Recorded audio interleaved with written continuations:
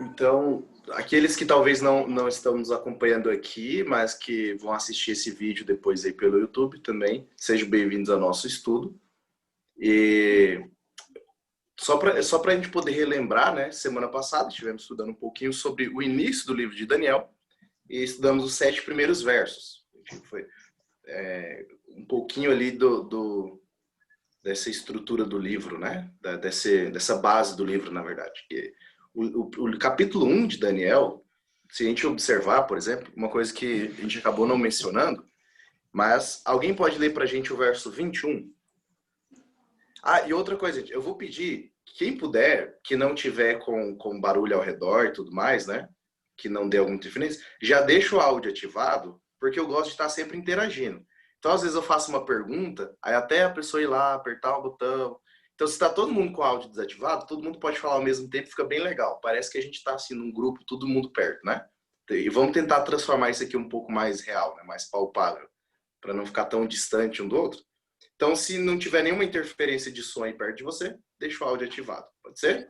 Gente, às vezes no meio da conversa eu desligo o áudio, mas é porque eu percebo que tá vindo som interferindo, porque o microfone aqui no Zoom é muito sensível. Aí às vezes começa a vir um som e barulho no fundo, mas não se sintam mal, não é por nada não. Não é nada contra a pessoa, é que às vezes tá vindo som e a pessoa não percebeu que o microfone tá ligado e que o som tá atrapalhando. Mas aí eu desligo rapidinho, mas depois você pode voltar a ligar o microfone, tá? É só no momento, se eu perceber, aí eu dou uma desligadinha rapidinho, como moderador. Exatamente. É que ela, como ela tá como anfitriã, né? Então ela controla a questão do áudio ali também. Então ninguém leva pro pessoal, não, gente. Aqui é tudo pro bem do desenvolvimento. Então, quem encontrou aí? Lê pra gente aí o verso 21.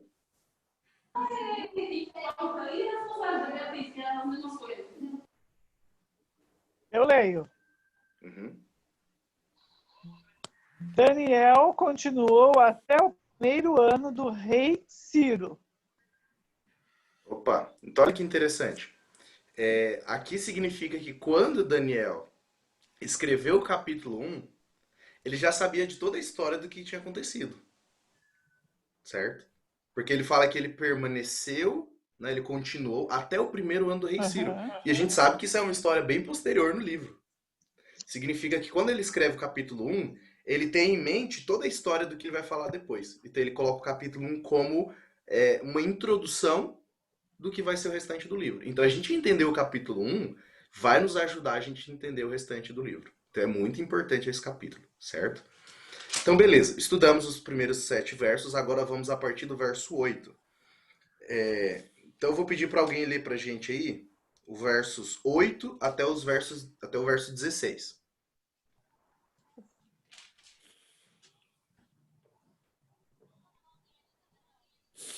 Eu posso ler. Uhum. A partir do 8, né? Isso. Daniel, contudo, decidiu não se tornar impuro com a comida e com o vinho do rei, e pediu ao chefe dos oficiais permissão para se abster deles. E Deus fez com que o homem fosse bondoso para com Daniel e tivesse simpatia por ele.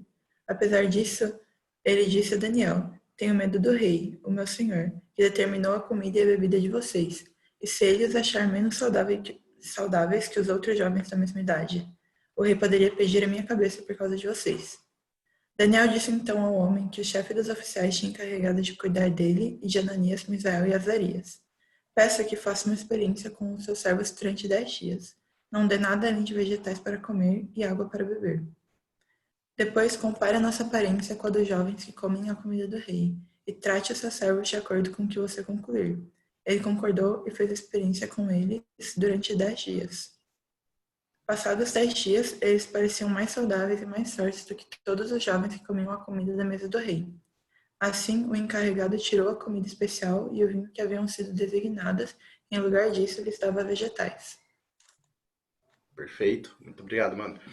Agora, gente, olha que interessante. Nessa leitura geral desses versos 8 ao 16, sem entrar ainda nos detalhes, mas no geral, o que vocês percebem mais interessante aí?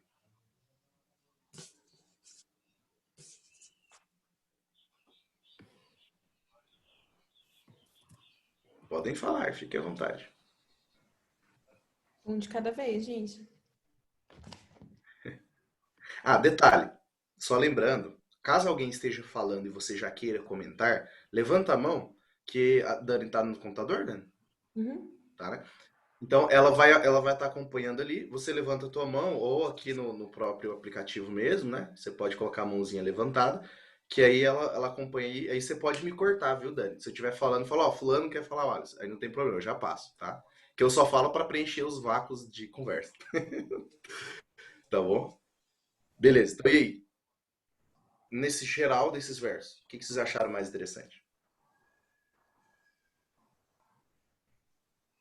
Bom, já que ninguém quer falar, sem entrar ali no livro que detalha mais, eu acho legal que fala que Daniel, ele firmemente não quis usar lá a comida, né? Então, ele pediu uma dieta separada e que ele sabia que seria diferente, que ele poderia continuar a adoração dele a Deus, né? Que não iria se contaminar com as outras coisas. Mas eu também acho bem legal porque o chefe lá, ele ficou com medo do rei de depois cair ruim pra ele. E aí ele fala, não, pro cozinheiro lá, testa a gente. E nesses 10 dias, pelo fato da fé deles, né, ter mostrado que eles estavam fiéis, eles acabaram, apenas nos 10 dias, mostrou que eles já estavam melhores que os outros. E aí eles acabaram conseguindo seguir o que eles pediram. A Bia quer falar. Ou... Mas você já terminou, Dani? Já. Eu acho uma coisa muito interessante nesses versos que, se vocês lembrarem, no primeiro estudo que nós tivemos, acho que foi até o Rony que comentou que o que os cativos tinham em Babilônia, a forma de ser nova cultura, né? A cultura de Babilônia aquelas pessoas. E essa resistência, que o autor do livro chama de resistência de Daniel, de todo mundo, acaba sendo uma forma de não se adequar àquela cultura, de não aceitar aquela cultura que foi imposta por eles, né? Era uma forma de neutralizar os deuses de Babilônia. Eu acho isso muito interessante.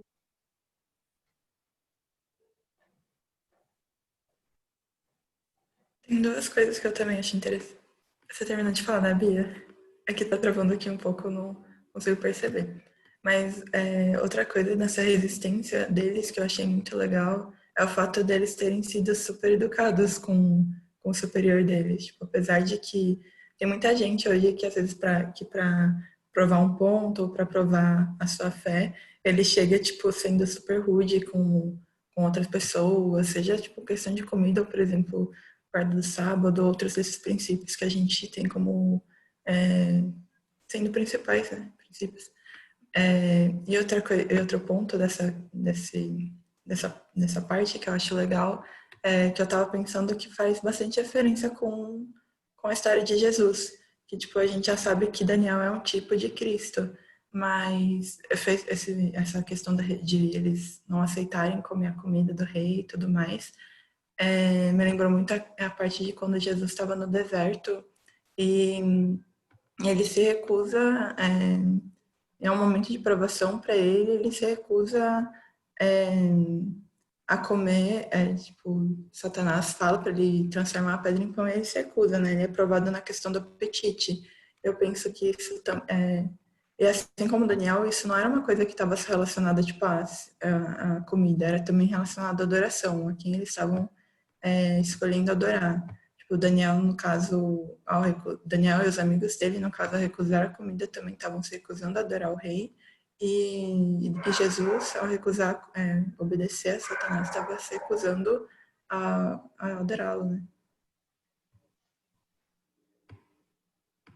Perfeito. Eu não sei se tem mais, mas só segura um pouquinho aí, Dani.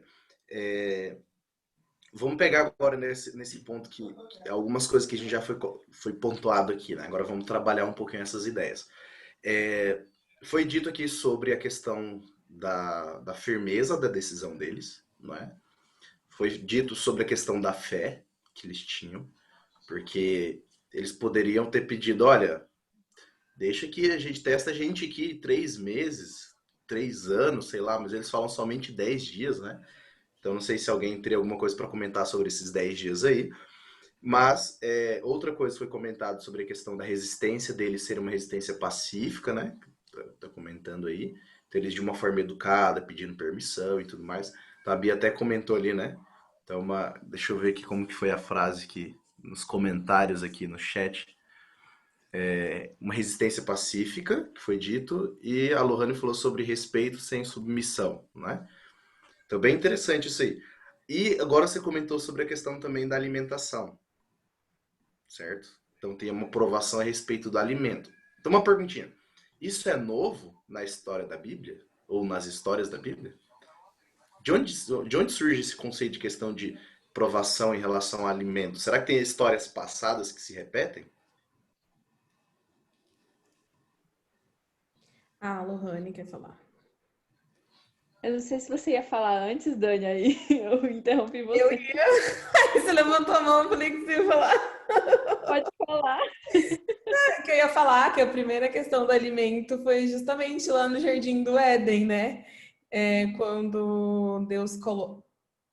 Quando tinha a árvore, né, do conhecimento do bem e do mal lá no jardim, e que era uma prova, né, lá para Adão e Eva, e eles acabam caindo em pecado e trazendo o pecado para a humanidade por conta que eles acabam comendo, né, o fruto proibido, o fruto lá que não era para eles comerem, eles acabam experimentando, né?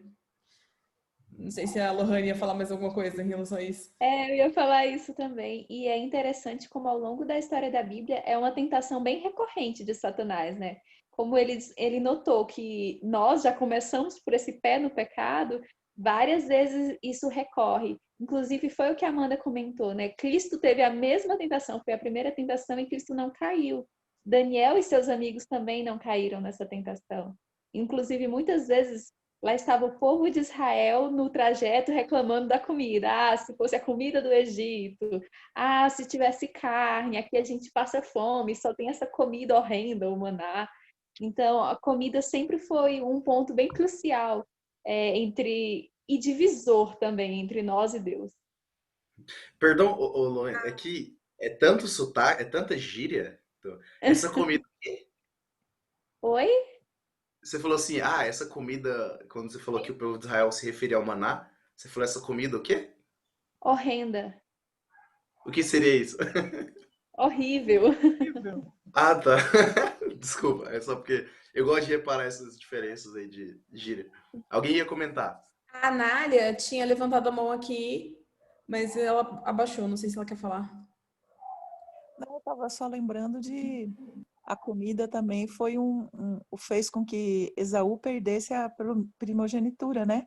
Que por conta de um prato de comida, ele desistiu da primogenitura para Jacó, no caso. Ele deu mais valor ao prato de comida do que a primogenitura, no caso. Uhum.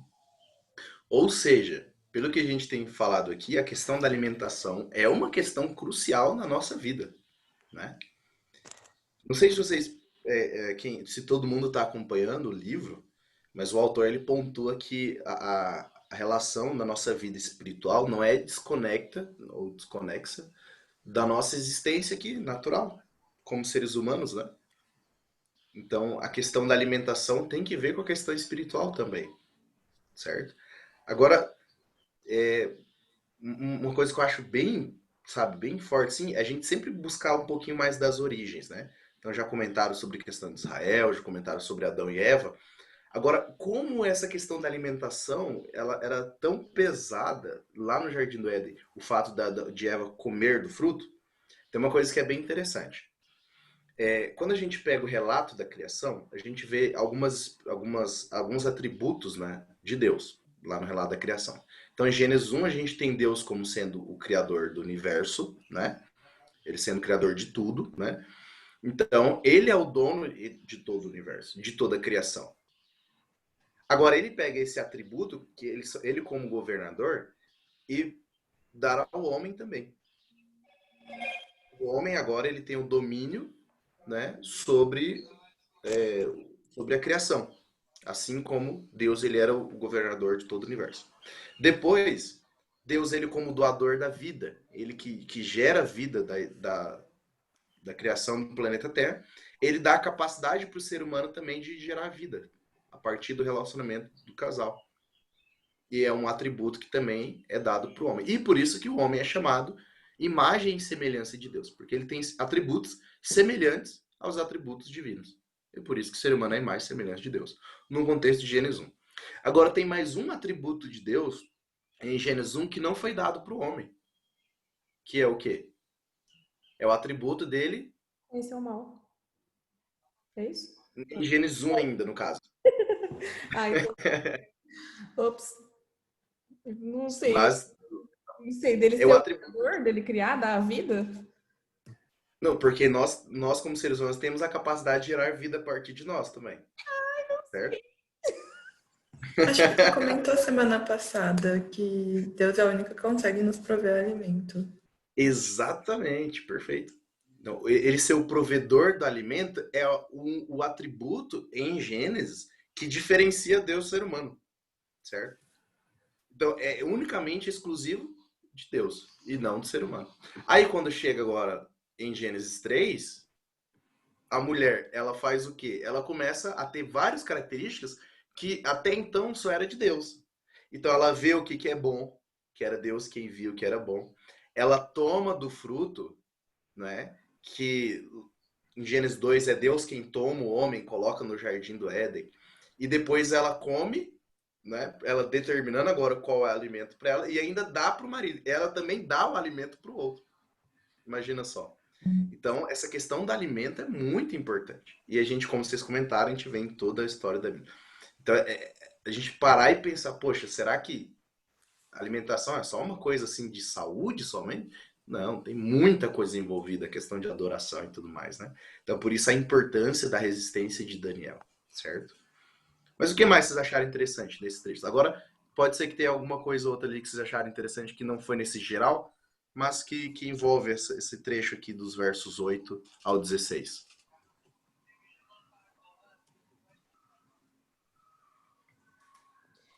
Eu queria que a gente começou a falar na semana passada, eu li aqui e talvez eu não entendi muito bem.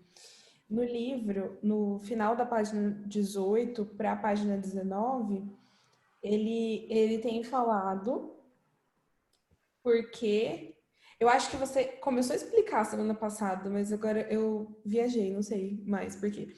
Que assim, Daniel, ele acaba escolhendo uma alimentação baseada em legumes e vegetais, né? Quando ele decide comer uma comida diferente. Porque e ele podia ter escolhido até algumas outras coisas, né? Porque lá não havia, tipo, carne só impuras. E também aquela comida do rei era aquela questão de adoração que tem a ver com sacrifícios para ídolos, essas coisas. Mas por que que ele acabou escolhendo apenas legumes e vegetais e preferiu ficar só nesse tipo de alimentação vegetariana? O livro ele fala, mas eu não sei se eu entendi muito bem. E aí, Porque alguém pode o livro ele comenta sobre Levítico, mas em Levítico a gente tem uma lista de animais puros e impuros, né? Uhum. Alguém ajuda, Dani? Uma coisa que eu penso é a forma que eles matam o alimento, porque eu acho que na lei levítica tinha uma forma correta de matar a comida que eles iam comer, o animal usado para alimentação. E daí, se não fosse morto dessa forma, era impuro. Mas eu não sei se é a única coisa, o único fator envolvido nessa escolha de Daniel. Uhum. O que mais?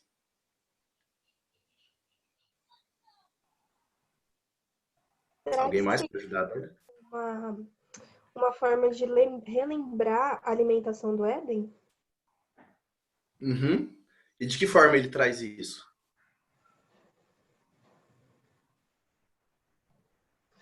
Não, eu não sei. Uhum. Então, ó, se vocês olharem lá na página 18, quando aparece a palavra, bem no finalzinho, ó, aparece a palavra. A palavra, tá virando um trava-língua pra mim. Aparece a palavra legumes. Vocês veem ali? Na penúltima linha. Sim. E tem uma nota de rodapé. 5. Agora, alguém lê pra gente a nota de rodapé 5 lá. Ele Ah, fala, detalhe. talvez para alguém que não saiba, a gente está falando desse livro aqui, tá? Que é um dos que a gente está usando para nos ajudar a estudar o livro de Daniel. Se você ainda não tem acesso a esse livro, entre em contato com alguém aqui do grupo que você conhece para a gente poder te passar informações de como você conseguir a leitura. Então alguém lê para a gente, anota lá no final, lá na página 23, nota 5. O termo hebraico usado aqui para legumes deriva de zera, que significa semente e indica tudo que cresce na face da terra, incluindo grãos, frutas e legumes. Exatamente. Então o que acontece? Ele usa esse termo, né, que deriva dessa palavra hebraica zerá, e essa palavrinha ela é usada a primeira vez lá em Gênesis 1, né, para se referir de todo o alimento que foi dado para o ser humano. Ah, aquele negócio que fala que Deus é o provedor do alimento, e é isso que ele está falando Exatamente. agora. Uhum. Então, quando ele escolhe esse tipo de alimento específico, ele está dizendo, olha, eu não quero me alimentar do alimento que esse rei, se colocando como Deus, está me oferecendo. Eu vou escolher o alimento que o meu Deus me deu. Então, tem questões de Levíticos 11 envolvido? Tem. É tanto que eles falam que eles decidiram não se contaminar. Essa linguagem é uma linguagem de Levíticos 11, né? Só que, no final das contas, o mais importante é ele reconhecer quem é o Deus dele. Até mesmo na forma de alimento, né? E a gente percebe isso na Bíblia, e inclusive na identidade. Eu vou dar um spoiler quando a gente for chegar em Apocalipse, viu? É uma identidade do remanescente, a questão da alimentação. O que isso tem a ver? Aí, quando a gente terminar Daniel, a gente estuda Apocalipse. Aí a gente vai chegar lá. Olha só, gostou da curiosidade. Exatamente. Mas é bem bacana essa questão da alimentação. Eu gosto de comer, então eu gosto de estudar sobre alimentação. Então, agora vamos. Não sei se mais alguém tem alguma coisa para comentar aqui, ou mais alguma dúvida até então. Eu tenho uma pergunta. Porque. Posso fazer uma pergunta? Diga, Amanda. Aqui no livro eles comentam a questão do número 10. Só que eu não entendi a importância. Mas está lá porque é importante. E tem alguma simbologia por detrás, se eu tiver como explicar. Uhum. Alguém ajuda, Amanda? Aonde que é que fala? No livro, ele fala que no... Deixa eu ver. Acho que na página 19, página 20, 19, alguma.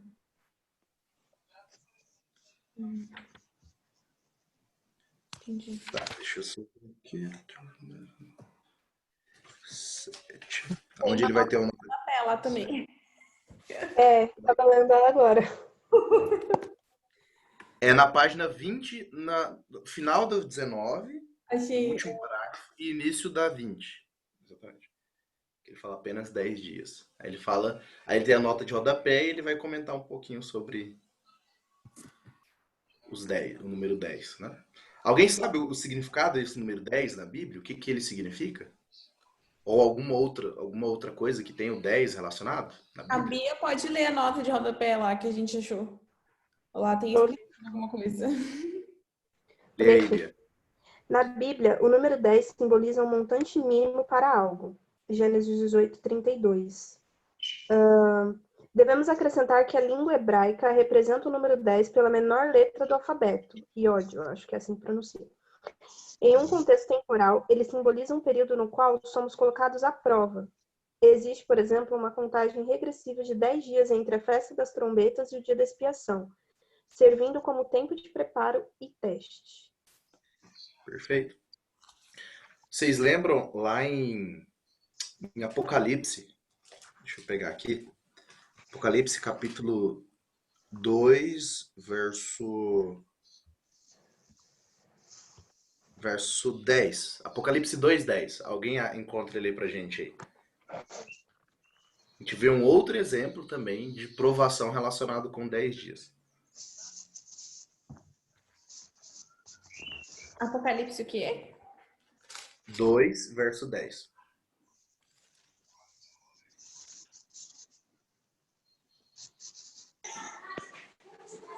Posso ler? Aham. Não temas as coisas que tens de sofrer. Eis que o diabo está para lançar em prisão alguns dentre vós, para ser dispostos à prova. E tereis tribulação de 10 dias. Ser fiel até a morte, e dar-te-ei a coroa da vida. Isso, obrigado, irmão. Então, observa que não é o caso isolado de Daniel ter um período ali de prova de 10 dias, mas a gente encontra lá em Apocalipse também. E como a Bia leu, né? Também a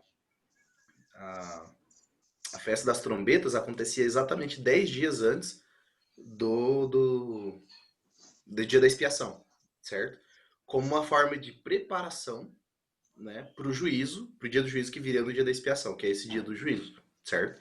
Então está relacionado a um período de prova, um período de teste, um período de provação. Esse 10 ele tem essa linguagem na Bíblia. E também indica o mínimo, né? Tem um significado questão mínimo. E o autor fala sobre Iod. O Iod no hebraico, para quem não sabe, é tipo uma vírgula. Imagina a vírgula, só que no alto. Então, tipo, estão as letras ali, né? Embaixo, a vírgula fica embaixo, o Iod é uma vírgulazinha em cima, né? Então é mais ou menos aquilo ali a ideia. Então é a letra mais simples, a menor letra que tem no hebraico. Então quando ele fala e a 10ª letra do alfabeto. E no hebraico, como não tem número, eles utilizam as próprias letras para significar, né, um número. Então é a 10ª letra do alfabeto, então por isso o número 10 relacionado ao Iod, que é o mínimo. Então tem esse conceito de mínimo também no hebraico, certo? Então é um mínimo período de provação. E é um período de provação, como a gente já percebeu. Ou seja, colocando isso junto, pensando em Daniel agora, propondo um período de 10 dias, eu acho que na cabeça dele ele pensa, olha, eu não vou querer nem muito tempo. Eu vou só colocar o tempo mínimo, suficiente para Deus poder trazer o resultado. Então vamos colocar o número 10, que é o mínimo, né? O mínimo é o 10. Então vamos colocar o 10 aqui. Entende? Então, pra gente o 10 é o máximo, né? Bom seria se nós, brasileiros, tivéssemos a ideia de que 10 deveria ser o mínimo, né? Tem gente que, dependendo da nota, o mínimo é só para passar. Né? Bom se a gente fizesse 10, mas tudo bem. Ficou claro, Amanda? Assim, obrigada. Beleza, então vamos partir agora para a última parte do capítulo 1, dos versos 17 até o verso 21. Ixi, tem um cavalo aqui, gente. Alguém lê pra gente? Eu leio.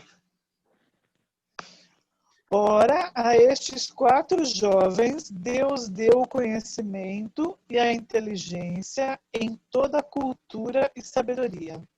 Mas a Daniel deu inteligência de todas as visões e sonhos. Vencido o tempo determinado pelo rei para que os trouxessem, o chefe dos eunucos os trouxe à presença de Nabucodonosor. Então o rei falou com eles, e entre todos não foram achados outros como Daniel, Ananias, Misael e Azarias. Por isso, passaram a assistir diante do rei. Em toda matéria de sabedoria e de inteligência sobre que o rei lhes fez perguntas, os achou 10 vezes mais doutos do que todos os magos e encantadores que havia em todo o seu reino. Daniel continuou até o 1º ano do rei Ciro. Beleza. E aí, gente, o que vocês acharam de interessante nesse trecho? Aqui fala que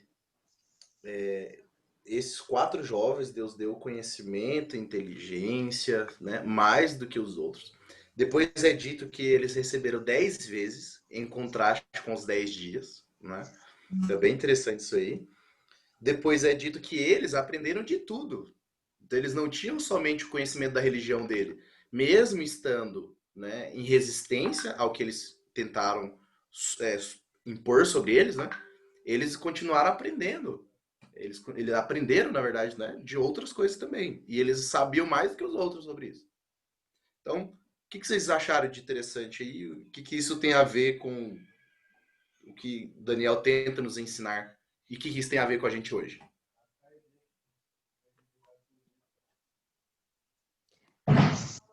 Levantou a mão. Não sei se tá conseguindo ouvir bem, minha internet tá oscilando, tá dando pra ouvir? Pode falar. Ah, então tá. O interessante é que, voltando até na parte da alimentação, os 10 dias que eles tiveram essa alimentação, o interessante é que eles foram abençoados até com a parte da inteligência, né? Então, o interessante é que quando a gente se alimenta, o Alisson até comentou, né? Que não é só a parte do nossa parte física, mas sim a parte espiritual, a nossa inteligência. Então, quando a gente passa a estudar, mas a gente procura ter uma alimentação saudável também, o nosso corpo se desenvolve de uma maneira muito melhor, né? A nossa inteligência, a nossa concentração nos estudos. Então, acho que isso auxiliou bastante também até nessa parte do aprendizado deles, né? Legal. Não sei se o Alan estava querendo falar, que ele tinha... Não. A Nália levantou a mão. Eu acho que Daniel, antes de tudo, ele tinha conhecimento do que era certo, da verdade. Uma vez eu vi uma frase de um pastor que ele disse assim, que tem muita gente que fica com medo de você aprender outras coisas, outros ensinamentos. Antes de você aprender outras coisas, você tem que ter certeza do que você acredita. Depois que você tem certeza do que você acredita e do que é a verdade, as outras coisas não vão te dominar. Então, Daniel, em primeiro lugar, ele tinha Deus e o conhecimento de Deus na vida dele. Então, ele pôde aprender tudo, porque tem gente que fala assim, mas você vai estudar em tal faculdade, você vai para tal lugar, mas isso vai te corromper. Não, você pode, Jesus mesmo orou, não peço que os tires do mundo, mas que os livre do mal. Então, você pode estar no meio de um lugar, mas você não precisa ser contaminado por ele, porque você já conhece, você tem certeza no que você acredita e você vive isso. Então, a partir desse momento, você, em vez de ser contaminado por esse ambiente, você vai demonstrar para os outros, você vai passar a verdade para os outros. Assim foi o que Daniel e os amigos dele fizeram.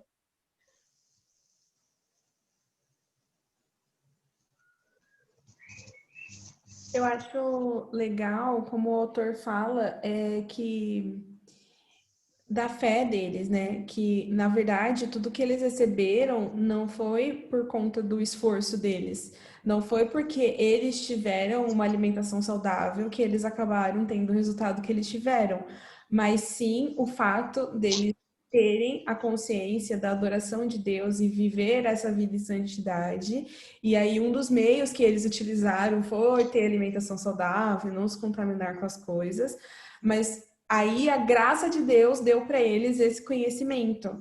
E eu achei isso muito legal, porque foi a bênção de Deus na vida deles que deu todos esses resultados positivos que eles tiveram depois no final. Mas não foi o esforço próprio deles que fez com que eles conquistassem depois tudo que eles ganharam, né? Mas isso mostra, depois, mais pra frente, a gente vê, né, que a fé deles, primeiro, que em contraste com todos os outros judeus que foram levados cativos, eles foram os únicos que se rebelaram contra isso, né? Enquanto todos os outros aceitaram tudo passivamente e fingiram que era igual a todo mundo, comeram tudo e não fizeram nada demais, eles tiveram essa firmeza de fé e quiseram honrar e adorar a Deus, mesmo ao lado de outros judeus que acabaram aceitando como normal e fazendo tudo certo.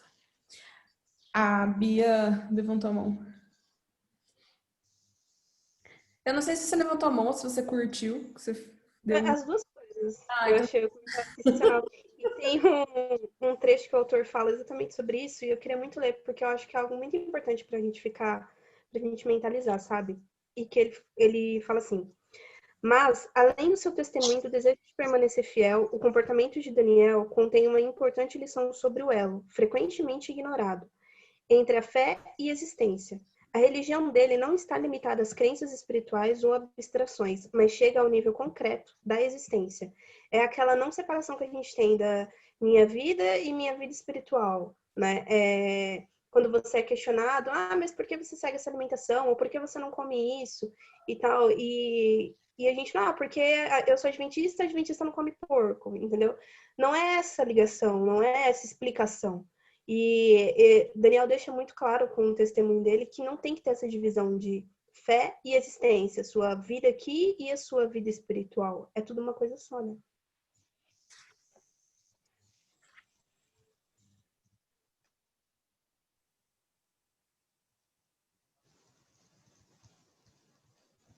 Como eu falei, eu só entro quando dá esse vácuo aí de ninguém comenta.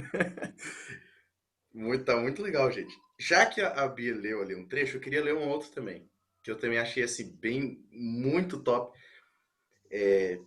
Primeiro ele vem comentando assim, né, que geralmente a gente não consegue imaginar pessoas que têm um cuidado com a questão física, da saúde e tudo mais, como sendo pessoas inteligentes. Então, ele até faz uma brincadeira. Então, você não imagina uma pessoa que é musculosa lá sendo um cara inteligente. Geralmente você pensa que o cara, o de academia é burro, né? E os mais franzinos, que usa óculos e tal. Aí, aqueles são inteligentes e tal, né? Então, ele fala que, primeiro, que isso não necessariamente um exclui o outro. Mas depois ele faz um comentário que eu achei fantástico. Ele diz assim, ó. A união harmônica de todas as aptidões é um ideal que precisamos buscar. Ou seja, nós devemos desenvolver todas as nossas capacidades. De forma didática, né? Porque a Beatriz colocou muito bem que não tem essa separação, mas só de uma forma didática. Físico, mental, intelectual, espiritual, né? Emocional, a gente tem que desenvolver tudo isso, porque na verdade isso é o ser humano como um todo. Então nós temos que nos desenvolver integralmente, certo? Aí ele fala depois, não que devamos ficar obcecados com a perfeição, né, e nos unir a alguma elite espiritual. Então a gente tentar buscar somente me relacionar com pessoas agora que sejam, não, esse aqui é top, né? Esse aqui é o espiritualmente top. Então eu vou me unir somente a esse grupo e vamos formar um grupo aqui, os 144 mil. Tem muita gente que tem essas ideias aí, né? Mas que devemos pensar em todas as dimensões da existência humana.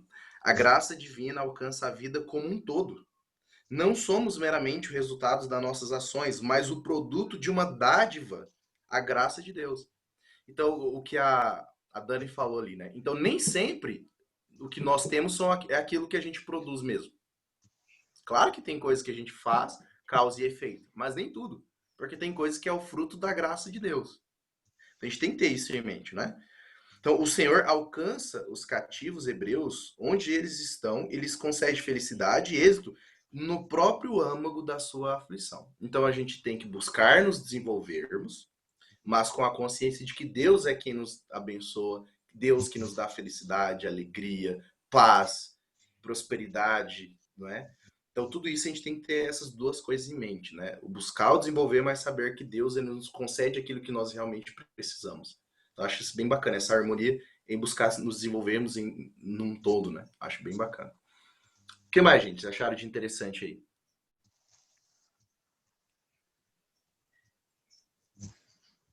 Aí eu acho legal que daí o autor já vai concluindo, porque eu lembro que no começo, quando a gente fala, mostra que eles que vem o rei de Judá, sitia Jerusalém, leva cativo o pessoal embora. E aí parece que Deus abandonou o seu povo, Deus não tá mais lá. E aí acontece tudo aquilo que a gente viu, né, desde a semana passada e hoje, aí mostra a resistência dele. E aí o final termina com que Daniel continua até o primeiro ano de Ciro.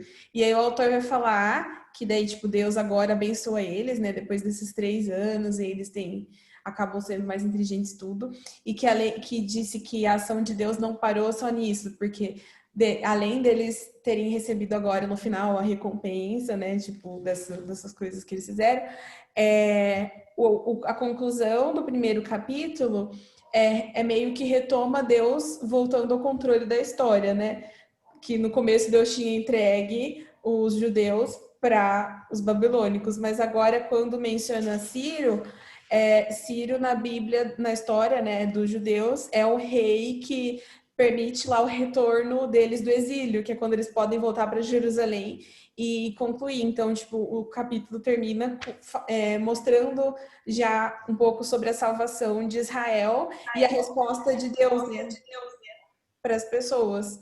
Então, aí é bem legal que mostra, assim, o retorno de Deus meio que no controle, assim, no final desse primeiro capítulo. Uma coisa, Dani, que tu comentou sobre a questão de Ciro, né? O interessante é que já havia sido profetizado a respeito dele. Lá em Isaías 45, por exemplo, a gente vem falando que Ciro ele é colocado como ungido de Deus, né? Deus chama ele de meu ungido. É dado por nome, é profetizado com nome. Só que ele nem existia ainda quando foi profetizado por Isaías. Isso que é interessante. E eu acho que é isso que Daniel tem em mente quando falou, olha, lá em Isaías já tinha sido profetizado. Então deixa eu mencionar Ciro aqui, ó. Pá, tô bem colocado isso que você falou, né? Bem bacana. Então, apesar de aparentemente, né, o Deus da Babilônia tá vencendo, mas no final quem vence, na verdade, é o nosso Deus e ele tá no controle de tudo mesmo, né? Bem bacana. Agora uma pergunta. Vou soltar para vocês aqui. Eu não sei se alguém parou para pensar sobre isso. Vocês perceberam que, lembra que eu falei que o capítulo 1, ele é uma introdução para o restante do livro. Só que uma boa parte do livro de Daniel fala de sonhos, de visões, né? Aonde vocês encontraram esse tema sendo introduzido no capítulo 1 e o que isso tem a ver com a importância do estilo de vida de Daniel, a forma que ele vivia? Alguém percebeu alguma coisa assim? Não sei se eu entendi direito o que você perguntou, mas o que eu entendi mais foi, na minha visão, foi no final, porque diz que além da inteligência e cultura que ele recebeu igual os amigos dele, Deus deu para ele inteligência de todas as visões e sonhos. E o que eu entendo também com relação à alimentação é que, assim, nós adventistas, nós falamos muito sobre a gente ter uma alimentação saudável e fala essas coisas. E, de fato, a gente tendo essa visão de que a nossa vida é algo holístico, né? Que a saúde e a parte espiritual tudo anda de mãos dadas. Quando a gente tem uma saúde boa, a gente tem uma mente mais clara. Com a mente mais clara, a gente tem uma inteligência melhor e a gente também entende, consegue ouvir melhor a voz de Deus. Eu entendo como isso, que a alimentação também foi importante nisso, de Daniel ter uma mente mais clara e poder ouvir melhor a voz de Deus e ter essa percepção que Deus deu para ele de entender os sonhos e visões e poder ter essas visões vindas de Deus.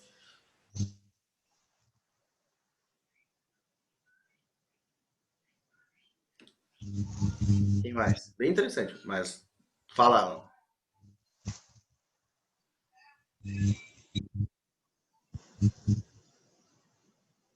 Acho que tá travando, Alan. Você tá tentando falar alguma coisa?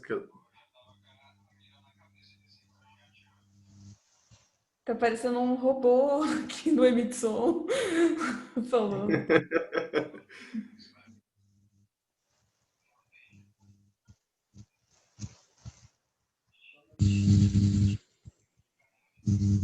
Não estamos ouvindo, Alan.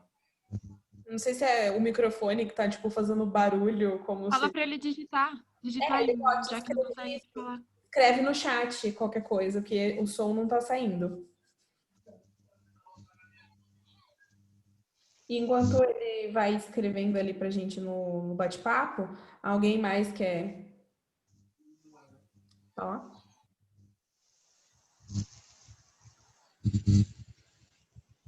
O Alan quer falar, mas não tá saindo o áudio. Tenta um fone, talvez, alguma coisa, Alan.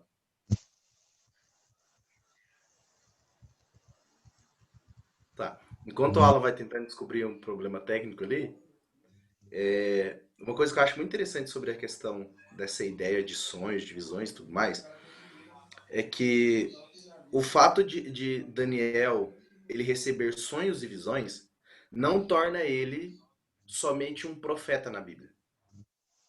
Por que eu digo isso? Porque quando a gente olha a ordem que a Bíblia hebraica foi dividida, quando eu falo Bíblia hebraica, deixa eu explicar.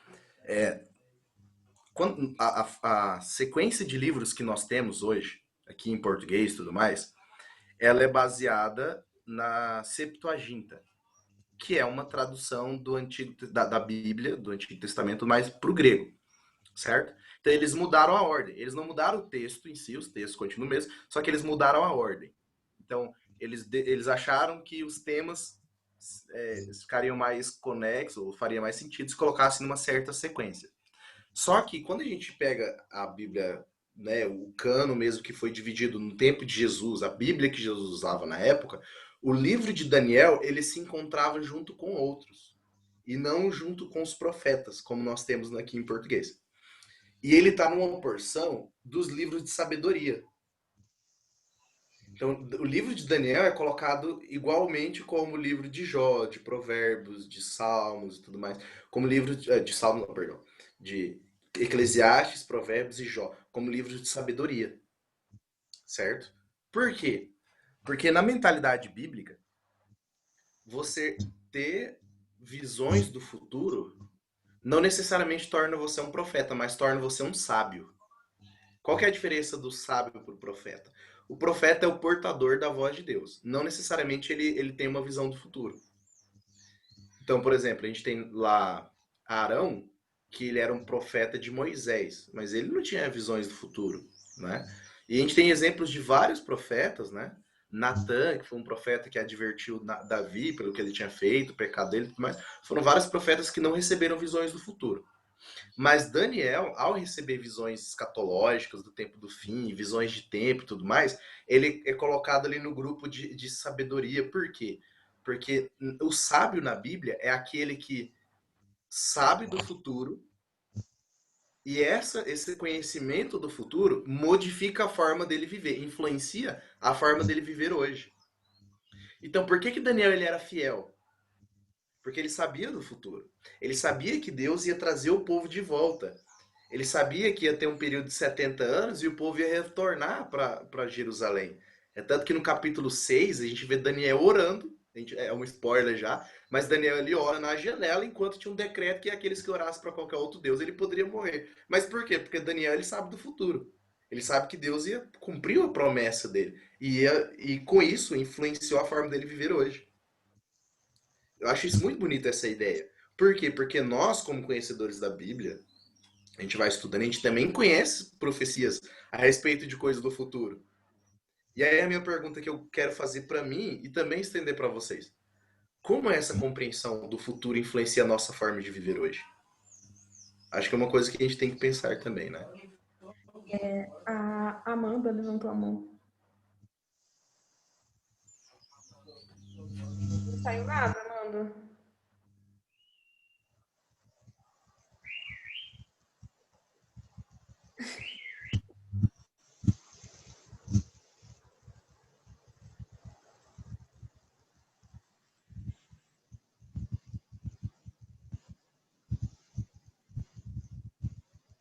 Mas qual que era a dúvida, Amanda? Qualquer coisa faz de novo, só pra gente ver se foi respondido de forma completa mesmo.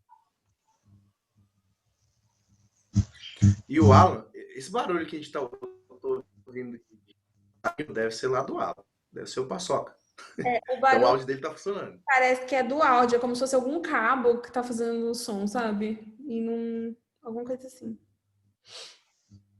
Uhum. Ok. Alan, continua ruim. Digita pra gente aí rapidão. A gente lê aqui o teu comentário. Eu sei que tu não gosta de digitar muito, prefere falar igual eu. Eu também não gosto de digitar.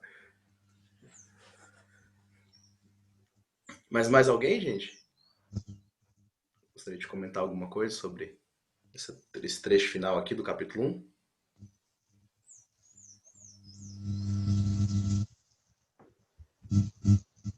Amanda mandou no chat. Olha. Uhum. E perguntar se o conhecimento que Daniel tinha do futuro tinha por base suas próprias visões ou de outros profetas, né? As duas coisas. Deus ele revelou para ele visões, mas ele tinha contato, sim, né, com outros textos. É tanto que Daniel 9, ele diz que por meio das profecias de Jeremias, né, ele entende que o povo retornaria no fim dos 70 anos. Então ele mesmo estando na Babilônia, ele procura estudar, né, as escrituras, né?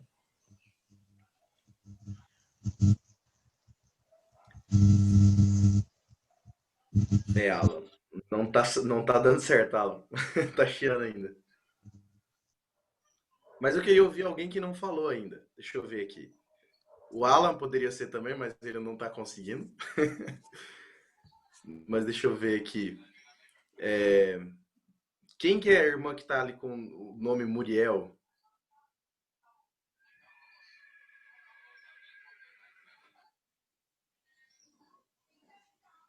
Não?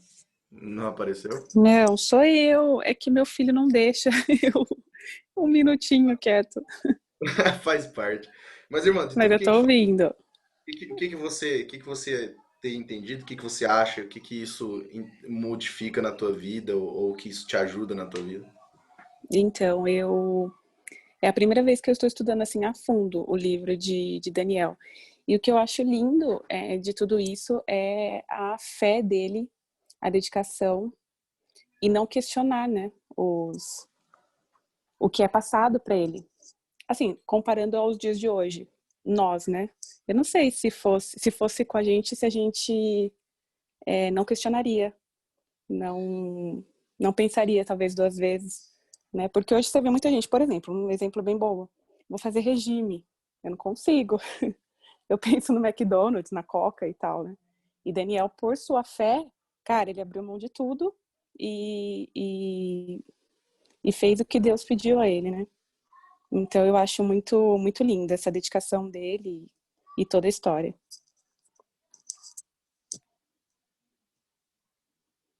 E o que vocês acham, gente? Será que Daniel ele era um cara assim perfeitinho e que nunca errou e tudo mais? E a gente nunca vai conseguir atingir um nível de espiritualidade dele? Será que isso é uma realidade distante da nossa? O que vocês acham?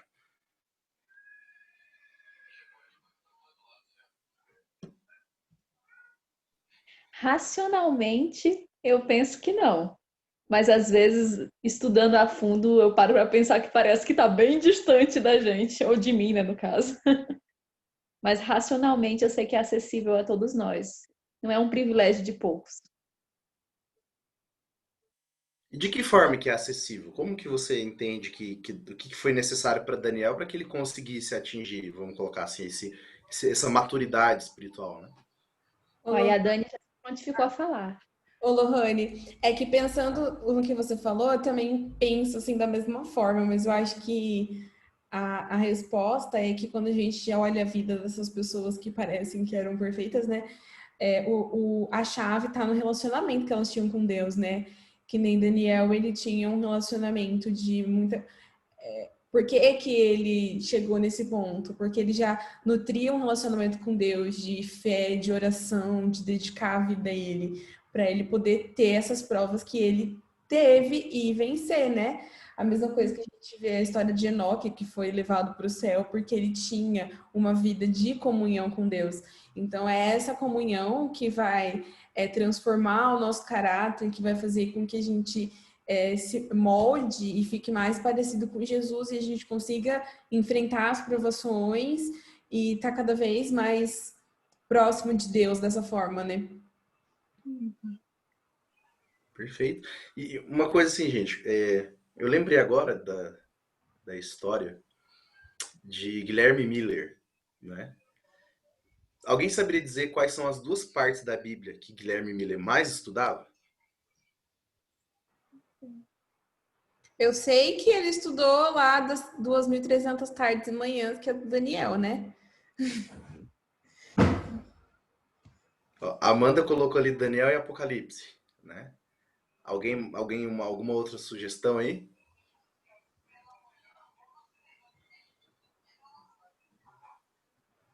Que como a gente sempre atribui aí Guilherme Miller como um estudioso das profecias. Então a gente já pensa em Daniel e já pensa automaticamente em Apocalipse. Só que hoje nos Estados Unidos, né, tem um museu lá, a Bíblia que Guilherme Miller estudava, e os trechos que dá para ver que foi mais desgastado, né, ou seja, que foi mais estudado, eram os trechos de Daniel, sim, mas dos evangelhos também. A parte da Bíblia que ele mais estudava era tanto Daniel, mas também os evangelhos. E o que eu tô falando isso aqui? Porque Cristo, a gente estudar a Bíblia e tudo mais, a gente tem muita coisa que a gente não entende se a gente não colocar Cristo como sendo o centro, né? Então, o livro de Daniel vai apontar para Cristo também. Então, se a gente tira Cristo da jogada, a gente perde muita coisa. E hoje a gente tem o privilégio de ter os evangelhos, Daniel nem tinha. E nesse contato, a gente está estudando, mas principalmente a vida de Cristo, a gente vai conseguindo contemplar e por essa contemplação a gente vai ser transformado, a gente vai conseguir se tornar mais próximos a Ele. E é uma coisa assim que eu tenho buscado e eu para a gente poder buscar ser mais semelhante a Cristo e tudo mais. Eu acho que é uma coisa que vai nos ajudar também bastante. E tudo que a gente for estudar, a gente colocar na prática, né? Por que eu falo dos evangelhos? Porque o evangelho, Jesus fala sobre o evangelho do reino.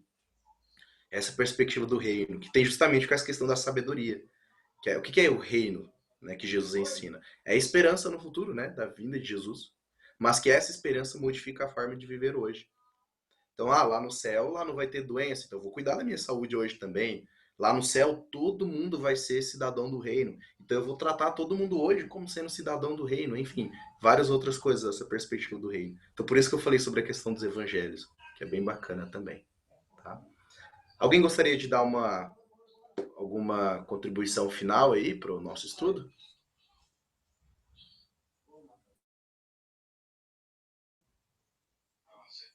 Não?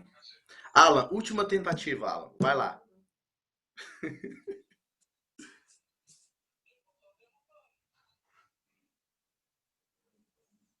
Não?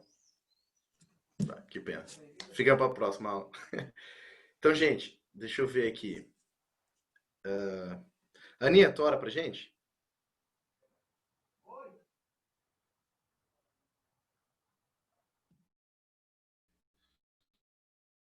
É eu?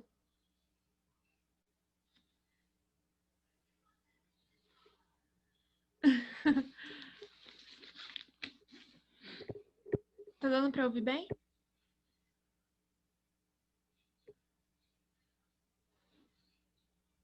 Então tá ok. Vamos orar então. Oremos. Querido Deus, obrigada, Pai, por ter essa oportunidade de estarmos aqui presente, ó Deus, por via Zoom, mas por essa oportunidade de estar estudando com outras pessoas de outras cidades, de outros lugares, e que o Senhor possa estar abençoando e que cada vez mais possa crescer o nosso entendimento na Tua Palavra. Abençoe a cada lar aqui representado, a cada cidadão, ó Deus, que está buscando crescer mais em Ti, em conhecimento, ó Deus, da Tua Palavra. Te pedimos e abençoe o restante de sábado e a semana que logo vai se iniciar. Em nome, por amor de Jesus. Amém. Beleza, maravilha. Gente, muito bom nosso estudo de hoje. Muito bom estar com vocês. Estão todos convocados, não só convidados, para estar sábado novamente. Se você não tem acesso ao livro, entre em contato com alguém que você conheça, para a gente poder te orientar em como você ter acesso aí aos livros, né? Para te ajudar aí como uma ferramenta no estudo do livro de Daniel. E semana que vem, Daniel, capítulo 2. Acredito que a gente vai ter que dividir em duas partes, porque também tem muita coisa, né? E eu espero que todo mundo estude pra gente, junto a gente tá comentando ainda mais. Eu gosto de conversar com vocês aqui, que tá todo mundo comentando, todo mundo estudando, isso é bem bacana, certo? Quanto menos eu falar, melhor, gente. Tá certo? Então, bom restante sábado para todos. Nos vemos aí sábado que vem, beleza? Abraço para todo mundo. Tchau, tchau.